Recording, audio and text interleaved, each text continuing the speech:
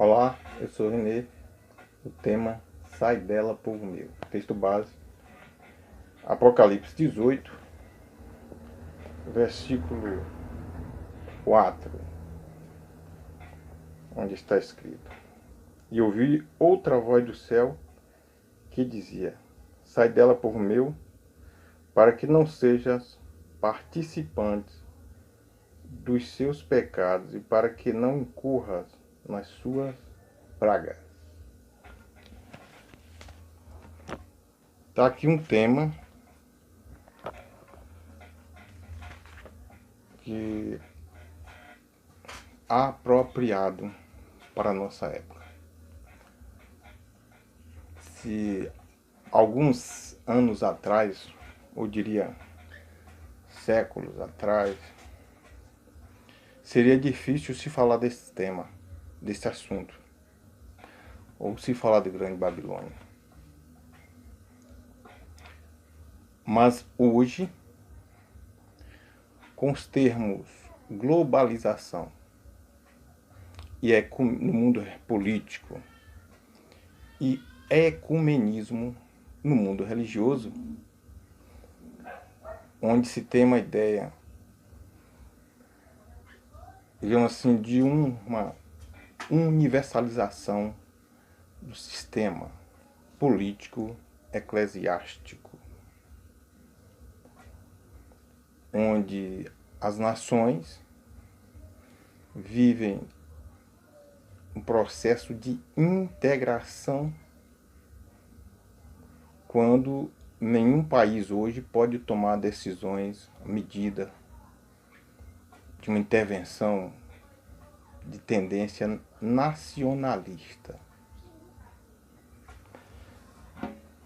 Eu queria aqui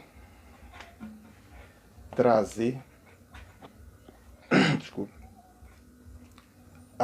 um assunto a respeito da Declaração do Milênio, que foi assinada no ano 2000, aqui no Brasil, ainda no governo de Fernando Henrique Cardoso. É uma carta magna, um resumo da Declaração Universal dos Direitos Humanos, assinada no ano de 1948. Essa Declaração do Milênio, ela é uma síntese. Ela é composta de 8 metas, onde nenhum país, principalmente as nações signatárias, que na época, acho que apenas 5, se não me engano, recusaram assinar por uma ideologia islâmica. Mas mesmo assim, esses países que recusaram assinar a Declaração do Milênio são membros da ONU. E hoje, nenhum país vive sozinho, isolado. Então, aqui eu gostaria de falar especificamente do termo religioso, quando nesse processo de universalização, é claro, haverá também uma religião universal, um só sistema, e uma religião universal como parte integrante desse sistema globalizado. Lembrando aqui que essa Babilônia, essa grande cidade, ela, especificamente tratando do mundo religioso, ela é dividida em 2 segmentos. 2 segmentos, no entanto, existem vínculos em comum que somam aí, se resume nessa grande Babilônia mencionada por Jesus Cristo. São 2 segmentos, catolicismo e protestantismo, ou as 2 bestas de Apocalipse 13. Agora, um termo bem apropriado para uma civilização, a civilização ocidental, que se autodenomina cristã. Agora, eu faço uma pergunta aqui. Essa civilização atual, ela é evangelizada ou cristianizada? A partir do momento que o evangelho ele é suprimido pelo termo cristianismo. Faço outra pergunta. O cidadão hoje, ou você que me ouve neste momento, nasceu em qual das duas das bestas? Você nasceu católico apostólico romano ou católico apostólico protestante? Agora faço outra pergunta. Pode porventura uma criança nascer no evangelho? Ou pode uma criança nascer com o evangelho dentro de si? Segundo as escrituras, a criança, se fazendo a analogia bíblica, a criança ela nasce em estado de inocência. Mas aí ela não sabe discernir o certo do errado, o bem do mal. A criança, ela não tem compreensão para decidir. Portanto, há necessidade de se entender o que é o evangelho e decidir se aceita ou não o evangelho.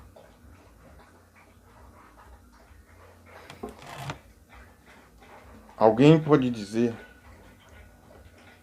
eu nasci, na lei que eu nasci, eu vou morrer. Ele nasceu inocente, cresceu, convencionou uma religião, mas nunca entendeu o que é o evangelho e pior ainda tê-lo aceitado. Uns dizem eu sou católico apostólico romano, outros dizem eu sou católico apostólico protestante. É assim que a teologia define. Mas ninguém alcançará o reino dos céus por sustentar o título de uma religião ou de um ministério. A Bíblia diz que o que vale para Deus é ser uma nova criatura. E só o Evangelho de Nosso Senhor e Salvador Jesus Cristo pode fazer isso. A necessidade de se entender e se aceitar o Evangelho de Jesus Cristo para que se saia do meio dessa confusão dos nossos dias atuais, onde já se percebe a nível oficial que os homens não sabem mais separar a verdade da mentira, a justiça da injustiça, a luz das trevas, nem Deus do diabo. É por isso que está escrito, 2 Tessalonicenses, no capítulo 2, que o homem do inferno, filho da perdição, se referindo ao anticristo, ou Satanás na pessoa do anticristo, ele vai se opor, já estamos vivendo essa época, se opondo a todo objeto de culto, ou a tudo que se chama Deus, e assentando-se no templo de Deus, como se fosse o próprio Deus. Onde todo mundo é filho Filho de Deus. Agora vejamos aqui no Evangelho segundo escreveu Marcos, no último capítulo, capítulo 16,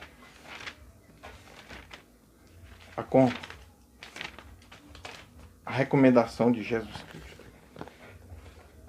E disse-lhes Jesus, estou dizendo para os apóstolos, ide por todo o mundo, pregar o evangelho a toda criatura. Quem crê e for batizado será salvo. Crê em quem Jesus está se referindo? No evangelho. Mas quem não crê será condenado. Crê em que aqui? No evangelho. E esses sinais seguirão os que crerem. Crerem em que? No evangelho. Em meu nome expulsarão os demônios, falarão novas línguas, pegarão nas serpentes, e se beberem alguma coisa mortífera, não lhes fará dano algum.